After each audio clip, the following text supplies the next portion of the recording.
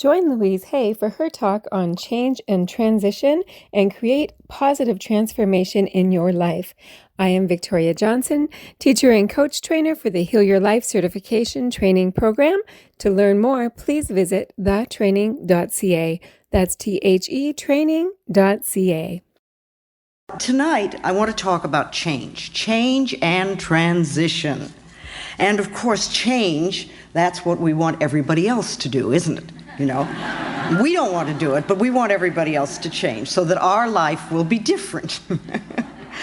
And yet, of course, any changes that we're going to do at all have to come from within ourselves. They absolutely must. And change to me means that you change from a feeling of separation and isolation and loneliness and anger and fear and pain and into a state of peacefulness, wonderful peacefulness, where you can relax and really enjoy life as it comes to you, knowing that everything will be all right. I run into that premise that life is wonderful and that everything is perfect in my world, and I move into my greater good always. And that way it doesn't really matter to me which direction my life takes, because I know it's going to be wonderful, so I can enjoy all sorts of things. Gerald Jampolsky says that love is letting go of fear, and there is either fear or there's love. And if you're not in a love space, if you're not coming from the loving space of the heart, then you're in fear and all those other things like isolation and separation and things like that, and loneliness and anger. They're all part of the fear syndrome. And that's really what we want to change from. We want to move from fear into love, and to make that as more or less a permanent state for us.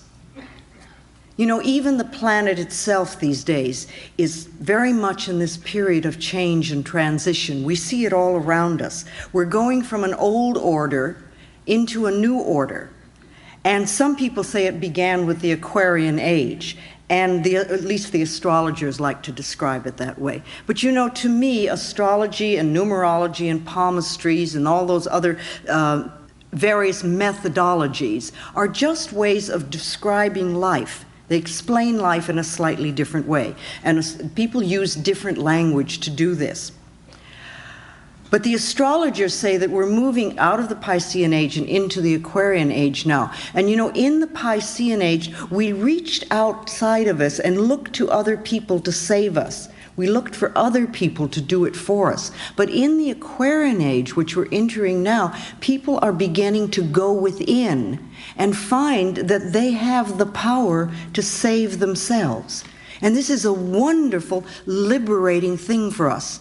Now, some people get very frightened because it seems to be responsibility. But actually, we're discovering our ability to respond to life, not in a victim way, but in a way that gives us power. In a way that gives us power. We're finding that we're getting a connection to what the AA people call the higher power, and what I call our higher self, so that we can contribute to saving ourselves.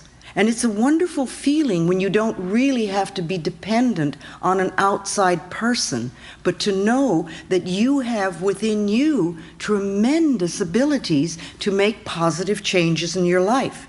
You see, if we're victims, then we feel isolated, we feel in pain and fear, and we're always looking for someone else to do it for us. But now we're taking, as I said, responsibility for our own lives, and we're beginning to understand how we can contribute to the experiences that we have and how we can change those experiences if we don't really care for them. And of course, from the moment you decide to make a change until you get your demonstration, as we call it, or when you get what you want, we have this transitional period.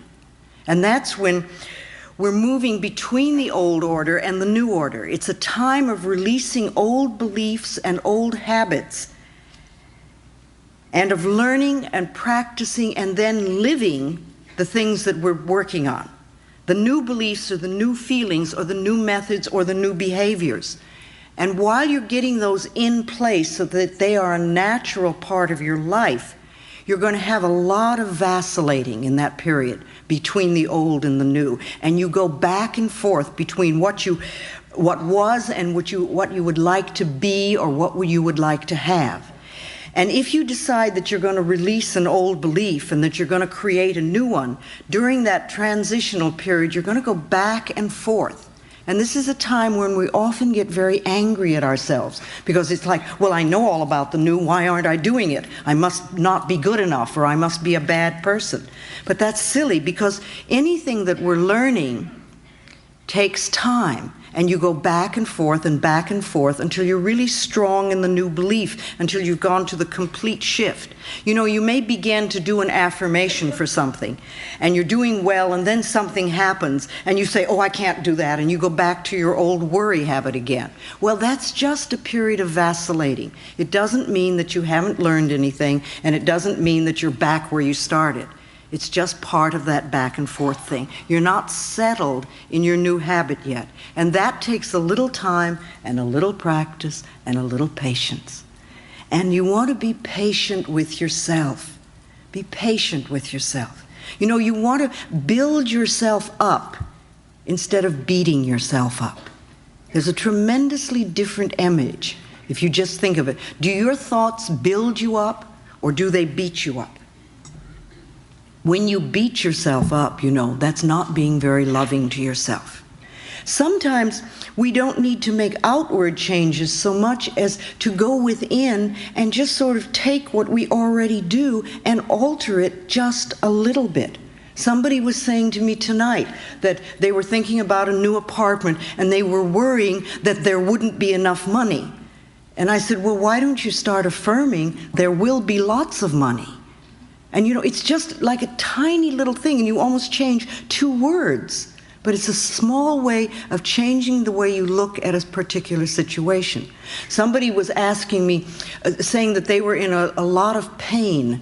And, you know, they kept using the word pain so much. And they said, is there another word that I could use? And I thought of the time that I smashed my finger with a window. And I realized that if I really gave into it, I was going to go through a very difficult period. So the minute it happened, I started to do some mental work right away. But then I remembered I was referring to my finger as having a lot of sensation. And it did. It had a lot of sensation.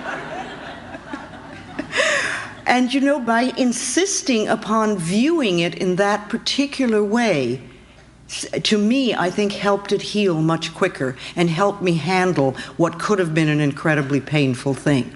Because I knew that if I could alter my mind, it would be better.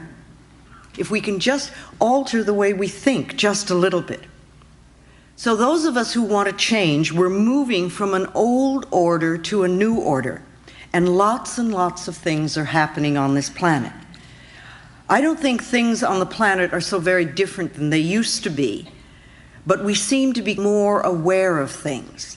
I see things in the paper all the time, and I think, oh my goodness, are we really doing that? And then as I continue to read, it seems like we've been doing it for a long time, but it's coming to the surface. We seem to see more negativity. But you know, if you want to clean your own mental house, if you decide to work on yourself and you're going to go inside, you have to look and see what is there. You have to look and see what your beliefs are so you know what to change. You can't clean out the negativity if you don't see it. If you're going to clean your own house, it's the same thing. You have to look around and see where the dirt is. You have to pick things up and dust them and look around and polish them or throw them out or replace them. But you have to see what's there. And if we're going to make a big transitional phase on this planet, and really help to heal this planet, we're going to have to look and see what's occurring here. We're going to have to see what's happening and to uncover the negativity. And the things that have been hidden for a long time are going to come to the surface. And I think that part of this transitional phase that we're going through, I think part of the catalyst for this is this crisis called AIDS. You know, I really want to help create a world where it's safe for us to love each other. That's all. Just to love each other. A world where we can be loved and accepted exactly as we are. That's what you wanted when you were a little child. When you were little, you wanted to be loved just as you were, even if you were too skinny or too heavy, or if you weren't smart enough, or you weren't like the person across the street, or maybe you were scared, but you still wanted to be loved. And it's the same thing we're all looking for now, only we're not going to get this love and acceptance from other people unless we can give it to ourselves. When we feel good enough to be loved, then others will love and accept us too. It's really that simple. I think that we come to this planet to learn and to practice unconditional love. And it's not always an easy thing to do, but I think that's what we've come here for. To have unconditional love, first of all, for ourselves, no matter what they said or what they did to us in the past. And also to give that same unconditional love to other people, to just allow them to be who they are, and to get rid of this them and us, because it's not them and us, it's all us. And we need to know that. And if we're going to heal this planet, we have to know it's all us. And there are no groups that are expendable, and there are no groups that are less than.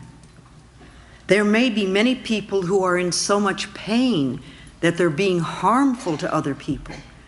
But you know, if we can understand that acts of violence come from a person who was a traumatized child.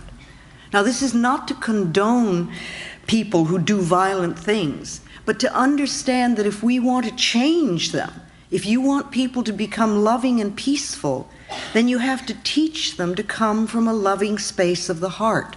And you're not going to teach them that if you don't know how to do it yourself. You don't create wars and kill people. You don't beat people. You don't throw people into prisons or torture them or do things like that. You teach them to forgive and to love themselves so they'll never do those violent things again. Because you realize that people who love themselves cannot hurt themselves and they cannot hurt another person. And to me, that's the answer to world peace and harmony and all sorts of wonderful things. So to help as many people as possible learn to love who they are, it's very simple. That's my work in this world, is to help people love themselves, to love ourselves so that we can get to this new order of what I see as unconditional love and peace and plenty for everyone. And I know that it's possible if we can just get the nonsense out of the way. I believe that when we leave the planet, the only thing we take with us is our capacity to love. We take our capacity to love with us, and that's all. We don't take our relationships, we don't take our automobiles or our bank accounts or our jobs. We take our capacity to love. And we have many, many opportunities to open our hearts on a much deeper level than we have. To me, love is the answer. I really believe that love is the answer. It's powerful, it helps us, it helps other people. How do you give love to the world? What are you doing to create your own inner harmony? What do you do on a daily basis to make yourself feel good inside? Or do you just sit and bitch about what you don't have? Well, it's one way of handling it, but it doesn't change the situation. You know, you're not going to do it by being mad at yourself or being mad at other people. And you're not going to do it by blaming people. And you're not going to do it by being a victim. So what is it you do? How do you express unconditional love in your life? Even a little bit. Is there a small area of your life where you're willing to give unconditional love? How are you experiencing peace within you and around you? And if you're not doing it now, are you willing to begin? Are you willing to start creating inner harmony and peace? Another question to ask yourself is, do you really want to change? Do you want to change? Or do you want to just sit there and complain about what you don't have? Or do you want to be a person who really has and creates a much more wonderful life than you have now? And if you're willing to change, you can. If you're willing to do the work involved, which means changing the way you're thinking, then you can change your life for the better. People come up to me a lot and say, "Oh, Louise, you've changed my life." Well, I don't change anybody's life. I don't do that. I'm not a healer. I don't heal anybody. I don't change anybody. I don't have that kind of power. Only you can change yourself, and only you can clean out the pain within you. I can't do that for you. I can stand up here all evening and say wonderful things and give lots of good advice, but you're the only thinker in your mind, and you're going to make the decision of what you want to do with the information that you're being given. I have no power over you. You have the power, and you need to know that. We think so often that we are helpless, but we're not helpless because we have our minds. We have our minds. And you shape and mold your life from moment to moment by your thoughts and your beliefs and your attitudes. And you also want to know that you really are important to this world. You might say, "Well, I really don't do anything." But you are. Just the fact that you're alive is important, and your life has meaning. It really does. And you can contribute to the peace and the harmony of this planet just by using your mind. Now, some people get involved politically, and some people march, and some people do Peace Corps, and some people help feed the homeless and do all sorts of things, and that's fine. But you can also contribute to the peace and harmony of the planet just as much by how you use your mind.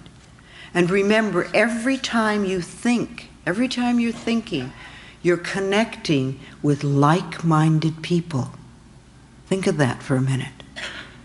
I heard a quote not long ago that I really like. Robert Schuller, who's with the UN, said that the human species needs to know that we deserve to have peace. We have to accept it mentally.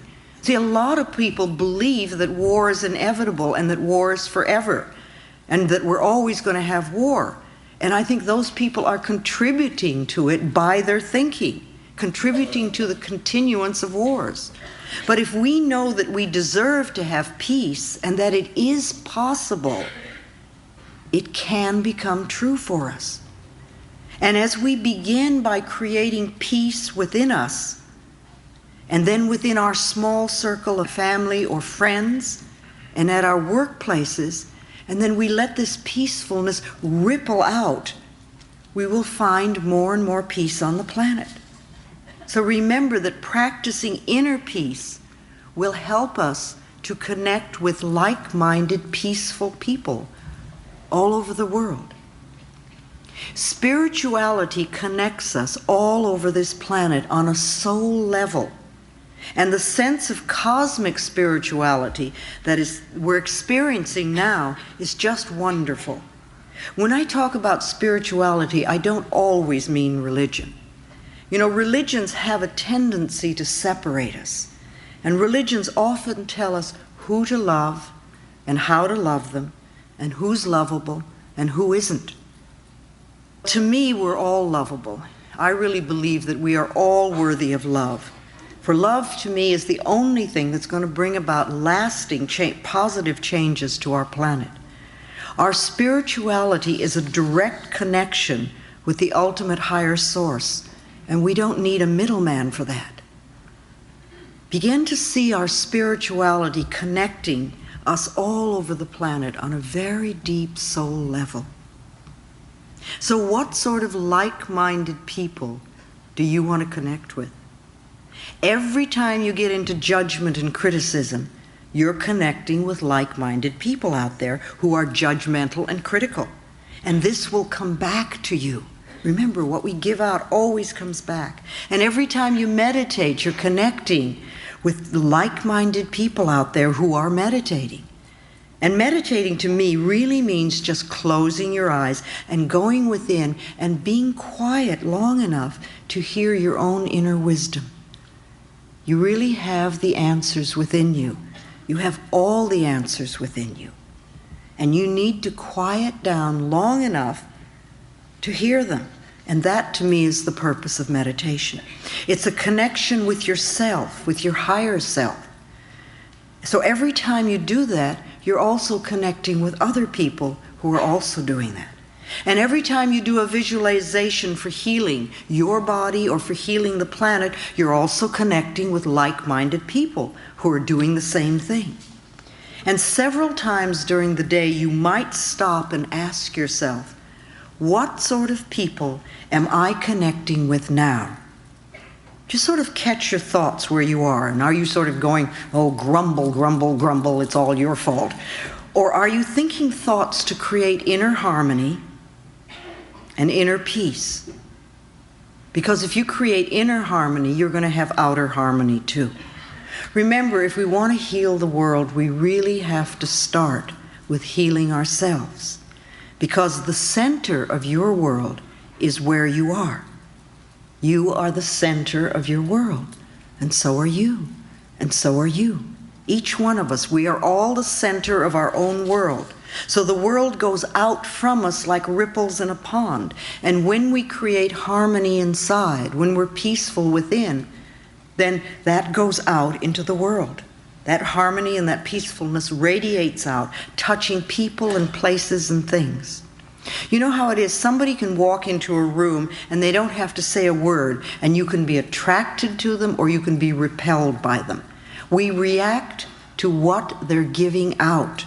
Somehow we feel those vibrations. We pick up what people have going on inside of them.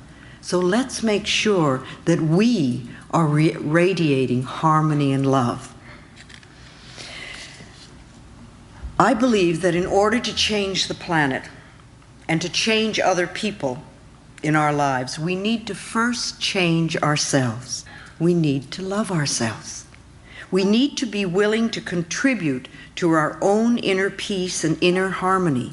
And we also need to be honest with ourselves. You know, we're so good at hiding from ourselves. But if we're going to make changes, we need to have self-honesty. And that doesn't mean putting ourselves down, but it does mean being willing to see what is within us that needs changing. It's very self-destructive when we lie to ourselves. It's not loving ourselves, and it's not being nourishing at all. We need to be honest with ourselves, and we also need to be honest with other people. And we need to learn how to say no in a loving way. And not always yes, and then do things that we don't want to do and then resent it because we weren't honest enough to say no. And I don't think it's so easy to be honest with other people until we can become more honest with ourselves. And the main value of being honest is that whatever we give out in life, we always get back. And this works on all levels. If we belittle or judge others, then we too are going to be judged. If we're always angry and blaming others, then we encounter anger wherever we go. If we steal someone's time, or if we take away someone's self-respect, or if we refuse to acknowledge someone else's good work, we can expect these dishonest actions to boomerang back to us as negative experiences. On the other hand, every time we treat ourselves with respect, every time we nourish and support ourselves and others, this also comes back to us as positive experiences. No matter how we may try to justify it, dishonest actions never work. They never work. And the more you get on the spiritual pathway, the quicker it comes back to you. When we take something that doesn't belong to us, whether it's a paper clip at the office, to major shoplifting or robbery, we are in effect telling the universe that we don't feel worthy of earning our own, and that we're not good enough, that we believe that there isn't enough to go around, that we want to be stolen from. Or we may believe that we must be sneaky and grab to get our good. You know, if we believe that it's a dog-eat-dog world, then we're going to get eaten, because that's the way it works. These beliefs prevent us from experiencing abundance because they put walls up around us, and you don't get to experience the joy and the peace and love in your life. If we take from life, life will take from us. It's that simple. And these negative attitudes, they're not the truth of your being. You are a divine, magnificent expression of life, and you deserve the very best. You have to know and accept this. Our planet is abundantly plentiful, and our good always comes to us by the right use of consciousness. What we believe about ourselves and about our lives will become true for us. If we want to change our circumstances, we must change our belief systems. Ask yourself periodically, what do I really believe about this? And think about it. And what do I feel? And do I really want to do what they're asking me? And why am I doing this? Start examining your thoughts and what's going on inside of you. Be honest with yourself and find out what you're really thinking and believing. Don't just be on automatic pilot all the time, and say, oh, well, this is the way I am, or this is what I do. Why do you do it? And if it isn't a positive, nourishing experience in your life, see if you can figure out where it came from. Where did you first do it? Was that something you were taught as a child? Maybe it's time to let that one go. You don't need that anymore.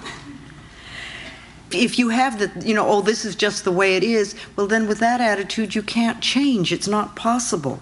And also, if you know everything, if you're a person who knows it all, who knows everything, you can't change because you can't let a new idea get in.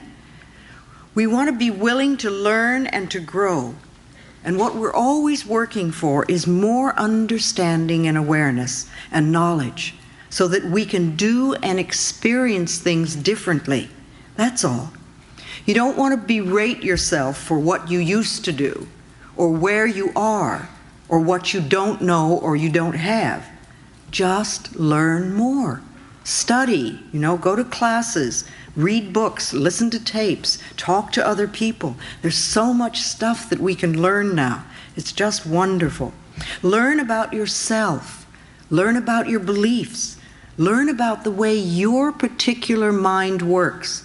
And is it working in a way that really enhances your life? Explore a lot of new avenues so that you can begin to understand more. Allow new ideas in and expand your consciousness.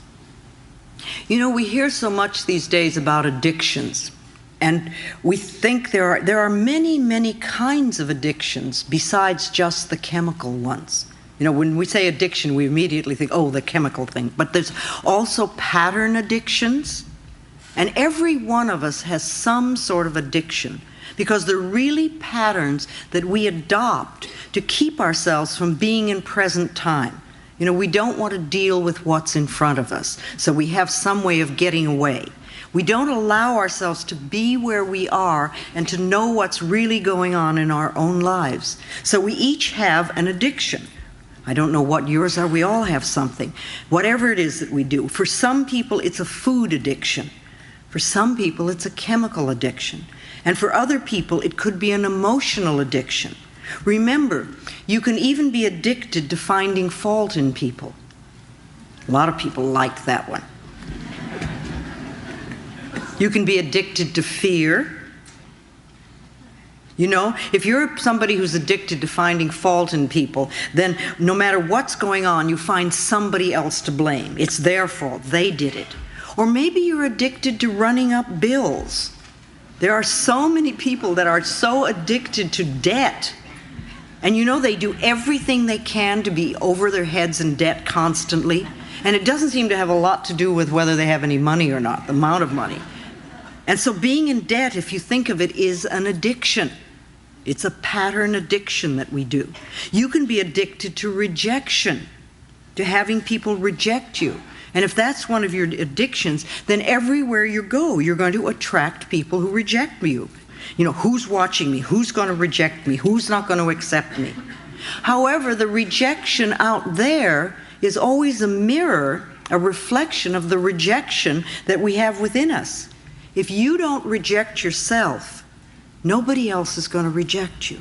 Or if they do, it certainly isn't going to matter. You won't pay any attention to it. If you get upset because other people are rejecting you, you have to know that's because you're rejecting yourself. And so ask yourself honestly, how do I reject myself? Where am I not accepting?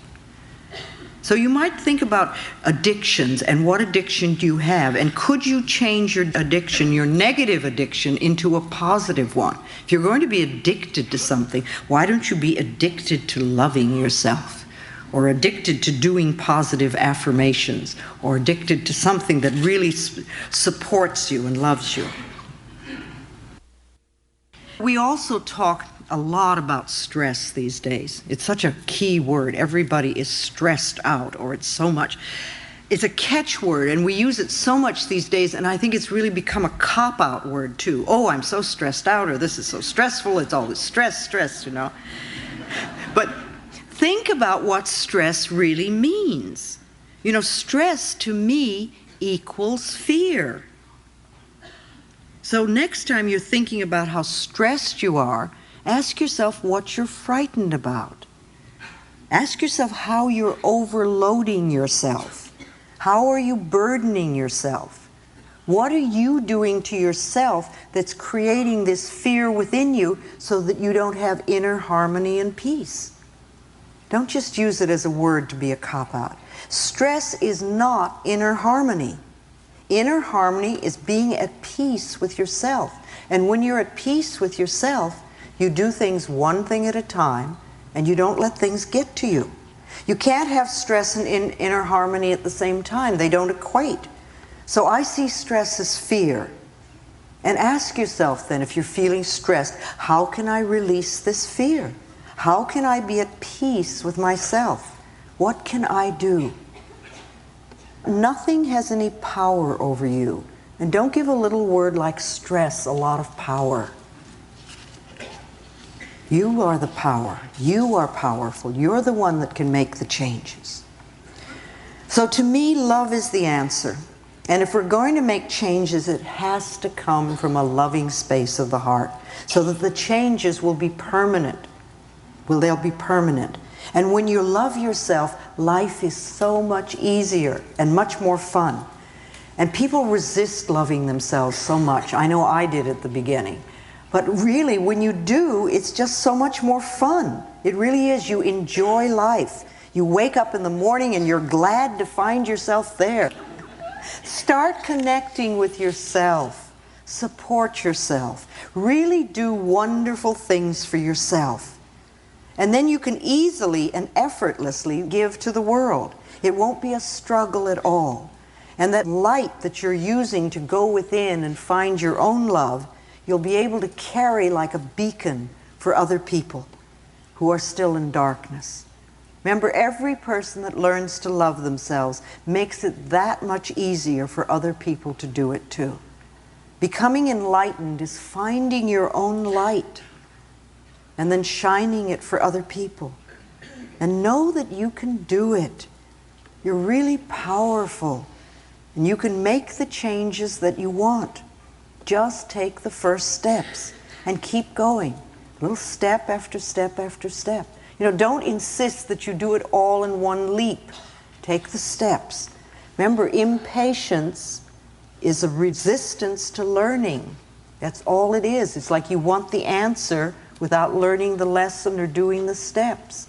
So, you know, ask yourself, what is it I need to do next? And even if you don't know the answer, the very fact that you're asking it, the universe will hear and will present it in front of you. They'll say, this is what you do next. And then maybe you say, oh no, but I don't want to do that. As I said before, I want to create a world where it's safe for people to love each other, where we can all do that. I don't want dependency. I don't want people to be dependent on me. That's not what I'm looking for at all. I don't want to be a guru or a healer. I'm just a simple lady with a simple message of love yourself and get your act together. I want you all to be healthy and prosperous and loving and peaceful and filled with joy, because that's going to make a better world for me to live in. All right, let's do questions. I see there's a mic here and a mic there and there and there. So, yes. What I was going to ask about is, going through all this process myself, I found how easy it is to be negative. And it's sort of like a natural... an old family pattern. Yeah, well, it probably is. Yeah. But it seems to be very easy and very natural. And I'm wondering what the source of it is. Why is it so pervasive? It seems like it's sort of everywhere. It's the natural way. It's not everywhere. No, it is not natural, and it is not everywhere, though it's a lot of places. And if you're a person who thinks negatively all the time, you will attract to yourself other people who do it, and you think the whole world is full of it. However, as you do make the changes, then again, you connect with other like-minded people, and you'll find that probably your circle of friends will change. Either they will change themselves, or you'll have different people. So it sounds like you're also in that transition period of going from one to another, and the old pattern of thinking very negatively just keeps bouncing up. But, you know, if you keep practicing, it'll work. It really will. Okay, thank you. That's my belief anyway. All right, there's a microphone up here, I see. Louise? I'll go. Yes. First, I'd like you to know that there is something new and special in the Boston area. It's a women's healing circle. One of my friends in the circle and I have been discussing is, we know we can use affirmations to change our attitudes. And we believe that our thoughts and our meditations can send love and peace to the world. But can we affirm and affect a specific person's attitude or actions towards us? That's manipulation. You can't do that. If you do, it'll boomerang. No, you can see them in love and light and know that they're at peace with themselves, but you can't manipulate their actions. You don't know what their spiritual lesson is, and you really don't have any right to interfere, like you wouldn't want somebody doing that to you. And you may think that what you're wanting for them is the best for them, but if it really was, maybe they'd have it.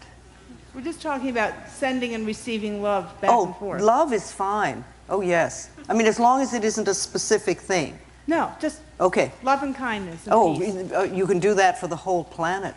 And peace. Oh, that's a wonderful thing to do. That's what I'm talking about, sending out thoughts and connected with other like-minded people. And that they return it to us. Whether they do or not. All right. Thank you. All right. Okay.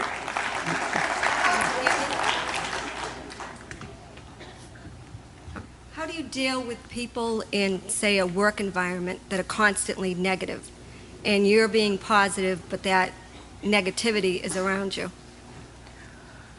Well, one, it's interesting that you're in a work environment where everybody's negative and you're positive. You know, I'm wondering why that is.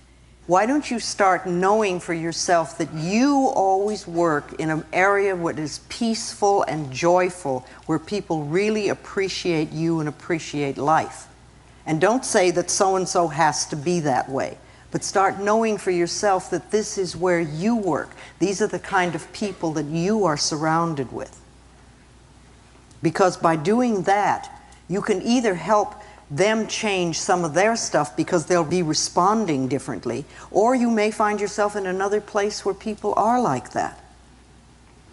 You know? And when you think of them, don't think about how negative they are. You know, everybody has every quality in them. And respond to the joyfulness or the peacefulness or the respect or whatever that's in them. And start knowing that they have those qualities and they can come to the surface. Even though they're constantly saying negative things? Well, I wouldn't pay attention to that, because we want to get your consciousness to change. But if your own consciousness changes, there are enough people around that are negative. How do you get... When your consciousness really changes, they won't do it, or you won't be there. So they're still reflecting something within you. What do I need to work on myself? What is the main thing that you complain about them? But if they're also negative to other people, not to me per se, but negative, always negative to other people. Okay. Why in are the you particular there? Why are organization. you there? I like it there. Oh, you like it there? Okay, start affirming that you're always surrounded by wonderful people that see life in the most positive way and that are a joy to work with and be around. Thanks. Okay? All right, it's your consciousness. Yes? Me? Yes, yes, up there. Whoever's up there. I guess I heard a lot of things tonight that really felt incredibly good, but I do have one burning question. Sure. And that's, where does God fit into all this? I hear you talking about the power that I can have, but yet in my recovery program, I'm learning that I am powerless and I have to ask for help. How does the affirmations... When you turn to the power within you, that to me is God. Now, I purposely don't use the word God because I find that it turns off a lot of people. But to me, all the words that I use are really speaking of God because God is all that is. You know? That part of it, it's us. And I don't see any separation. I think that you are being powerful when you choose your higher power, when you turn to your higher power. Now, you may be, according to the group that you're in, powerless over a certain situation, but not when you turn to your higher power. You know, it's your connection. The more you turn to your higher power, the more powerful you become. And I think it's just a little bit of semantics there, but I don't think there's any difference in the meaning. Thanks. Okay? All right. Yes? Speak to me. My name is Peter. Oh, hello, Peter. I've never spoken in front of a room this big before. Well, you have now, honey. You are doing it. I guess my question is really simple, and it's how. I live in a big city by myself. I don't have that many close friends. And living alone, I guess, what can I do to bring this stuff into myself when I am by myself? Okay, I'm not you know, it's interesting because I can't tell you how many couples will say, oh, if I were only by myself, it would be so easy to do this. It works both ways. If only I had a companion. If only you had a companion. Well, what are you doing to create one? Do you just wish? Yeah. Okay. Well, that's what a lot of people do. What do you believe about yourself? Do you believe you're lovable? I'd like to. Well, what's stopping you? There's someone down here eager. As long as you're there, why don't you state your requirements? You may not get out of this room. I'll tell you one of the things I'm doing. I'm here tonight. Yes, I'm not making fun of you because many of us are in the same place. You know, it's one of the reasons that I think the support groups are so wonderful. Get with other people who are also studying, and it helps. It's wonderful if you can have like-minded people that are doing it together. And if you can get a friend who's doing it also, that's just wonderful. But first of all, observe your thoughts. Notice what you're thinking. And if, like this gentleman here, he says, I see negative thoughts all the time, well, that's not a bad thing. It means you're noticing them. You're seeing what can be changed. Start noticing what you're thinking. And maybe write down some of your thoughts every so often and say, are these beliefs going to create the things I want in life? And if not, what could I do? What could I start thinking? There are lots of books and tapes out. Not only mine, but many people have wonderful books and tapes out that you can get ideas, and you just begin where you are. And also you say, I'm willing to change. You know, and the thing I love is this, I'm open and receptive to wonderful, good experiences coming into my life. It's this, you know, you don't say, oh, I'm looking for a new lover. Or I'm open and receptive to, and then state what you want. Start letting the word go out mentally. But I think it's wonderful. You're here and you're ready for the next step. You'll do it. Okay, all right, the lady here. Your turn. I'm doing this way. I was wondering, when you're in the healing process and you're making a lot of changes, how do you express anger without feeling guilty? Okay, she says when you're in the healing process and you're experiencing a lot of changes, how do you express anger as positively as you can? No, the thing is that a lot of people get on the spiritual pathway and they think, oh, I must not be angry, I must only forgive, you know? And that's wonderful when you get to that point. But in the transition period, there's a lot of rage inside. And it's good if you let it out. And you can do that in positive ways. You can kick pillows, you can scream in the car, you can take a tennis racket and smash the bed or something like that. But let yourself have a physical expression. If you can be with a therapist who's good at working at releasing anger, that's wonderful. If you can be in a support group where they work on those things, that's great too. There are many ways that you can do it. But you don't want to deny your feelings. Remember, anger is not bad. Babies get angry. Babies get livid, and you know it. But they express it immediately, and then it's gone. It's all gone. We swallow it and smile. And smile, and we do that over and over again, and it lodges in our bodies and it becomes resentment, and that's when we get into trouble. So if you're in the process of making changes and you're having feelings come up, whatever they are, flow with them. And if they're too intense for you to handle, get yourself to a therapist or a support group so you can do it in a safe setting. But don't deny your feelings ever, and don't try to be, to not have them, because you are having them. That's why they were given to you, to get you through situations. Okay, thank you very much. Okay, there. Yes? I'm a nurse, and I deal with a lot of people that are suffering and in pain and dying. Yes, yes. And I find that it's hard for me to separate when I go home. I take that home with me. But I'm finding that I can't separate sometimes, especially in dealing with AIDS patients. I find that the grief is so overwhelming sometimes. Yes. And I'm wondering so if what you do you haven't- do then? What do you do when it's so overwhelming? Well, I don't know yet. I'm working Do you on let that. yourself have hysterics? No. Well, I think you'd better. You can't hold that stuff. The AIDS is bringing up so many issues for people that they don't know how to deal with. And when we see a lot of suffering, it really hurts. And you can't just pretend it doesn't exist. You have to give your feelings an outlet. And if you're really feeling a lot of intense feelings, let yourself have them. Let yourself cry. Let yourself do something. Let yourself look in the mirror and scream it isn't fair, or whatever you're feeling inside. Let it out, because you're only going to create problems for your own body. One of the things with AIDS is that the grieving process takes a full year to begin to get over when someone dies. You have to go through all the seasons, and after that you begin to let go. But what happens if somebody's dying every 6 months, or every 3 months, or every month, or every week? How do you handle the grieving process? Because you don't really get to get into it, and you never get out of it. And many people are dealing with these issues, and it's almost like being a war. People just don't know how to handle it.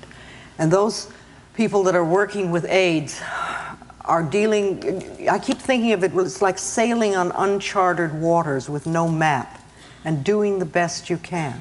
And there's a lot of intense feelings that are there. And you have to take care of yourself the best you can. And I know it's not easy. Yes? I've been recovering from an illness for about a year in surgery, and using your positive affirmations, and really have had a very, very positive year. Good. But medically, you have to have lab work done about every 3 months, and it keeps coming back saying contrary to what I am saying, my positive affirmations, and I really get confused with what to do with that. Well, are you working with your doctor? Yes. Yes. All right. But I'm working, he's doing the medical stuff. Yes, and you're doing the other stuff. I'm doing the healing stuff. All right. Well, is he doing something positive for you too? He's a real positive person, and he's very positive about feeling that I'm going to have full recovery. The lab work just isn't cooperating. Well, don't give too much importance to lab work. A lot of people are doing that, especially people with T cells. They go up and down, and the numbers decide whether you're going to be happy or not. You know, how do you feel? I've had an excellent year. All right, you've it's had been an wonderful. excellent year. Yes. All right, and you're working well with your doctor, and you're working on yourself, and that's their game. You know, let them, I wouldn't even look at them. You know, let your doctor have that. He needs that information. Let him have that. And you just keep knowing for yourself. You do everything you can for your own health and to improve the quality of your life. And don't let those numbers tell you that you're sick if you're feeling well. Go on what you're feeling. Thank you. Okay, dear? Yes. Yeah, I have a body question. Sure.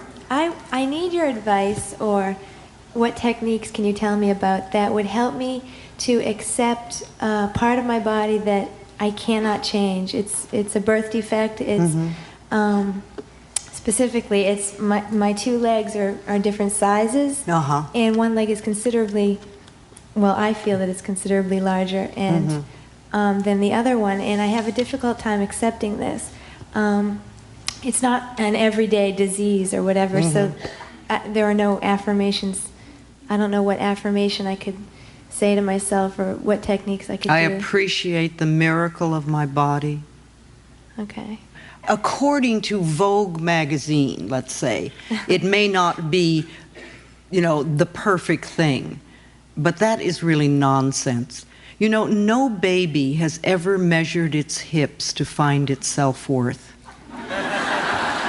And your self-worth has nothing to do with the size of your legs. It really doesn't. Your self-worth has to do with how you feel about yourself. You know, if you weren't picking on your legs, what would you be picking on about yourself?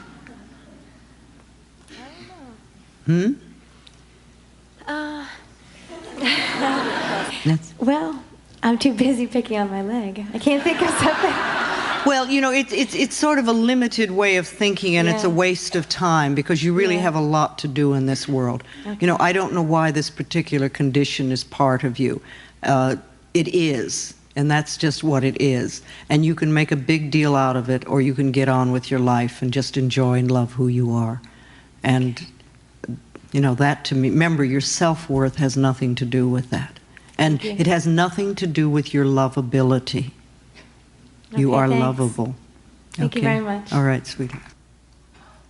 Yes. You've said, among other people, that we choose our parents.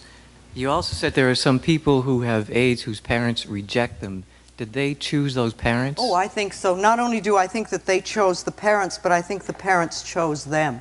I think it works both ways. You know, it's part of the lessons that we've come here to learn. And sometimes we need to have a lesson of opening a heart that is very closed, you know, and we give ourselves like a little obstacle or something. But I think everything is in perfect order.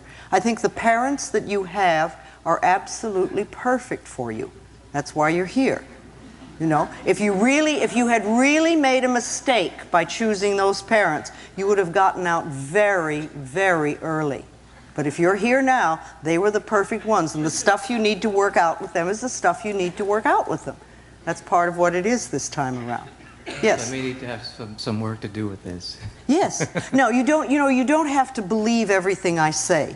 And if you're sort of new to these ideas, it really pushes a button when you say, you know, you chose your parents. I mean, I know the first time I heard that, I went, well, you've got to be kidding. You know? Thank you for saying that. Yes.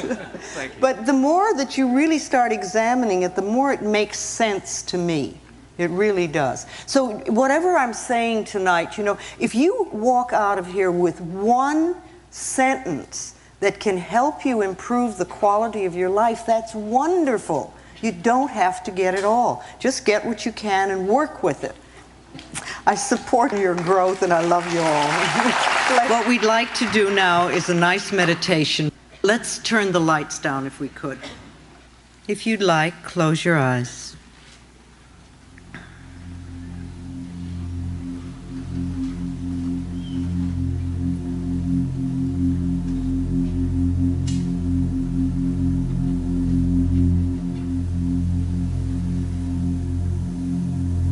I don't really understand how they can take my voice and make it sound like this, but it's part of the new brainwave technology.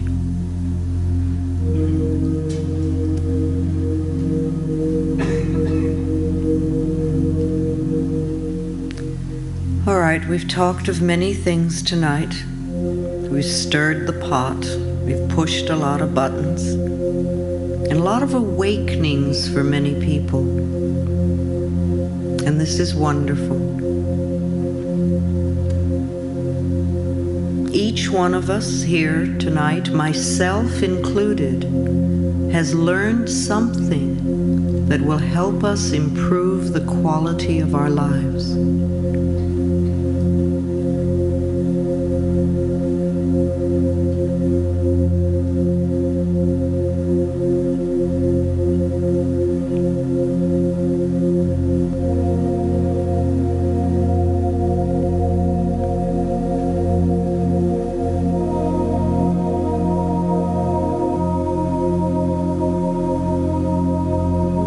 See yourself standing in a very safe space, releasing burdens and pains and fears.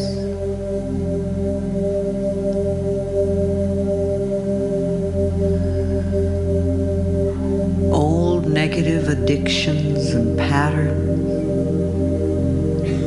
See them falling away from you.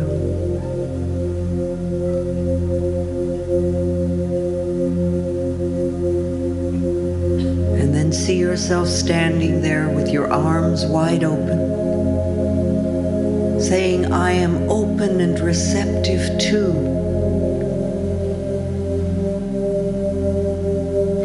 And declaring for yourself what it is you want. Not what you don't want, but what you do want.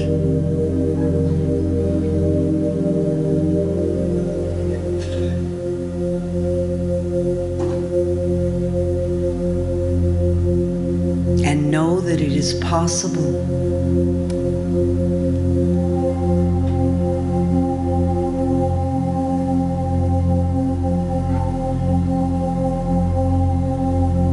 See yourself whole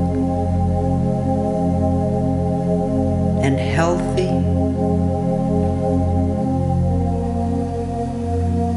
at peace,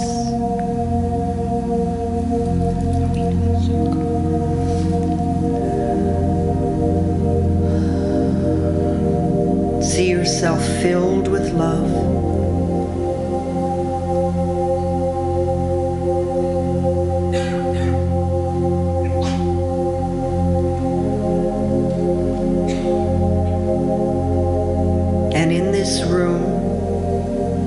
feel your connection with the other people and feel the love that is in this room and know that you're part of it. And the love in this room can move from heart to heart. And as your love goes around this room, it comes back to you multiplied. For this room tonight has become an incredible circle of love.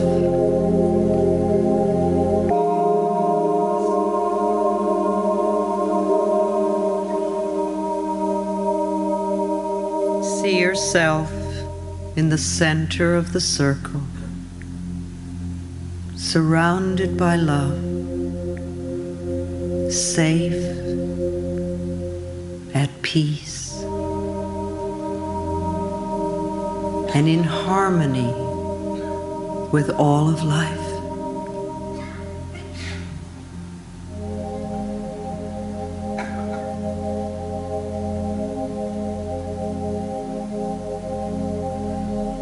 You have the ability to love your life and to love yourself. And so it is.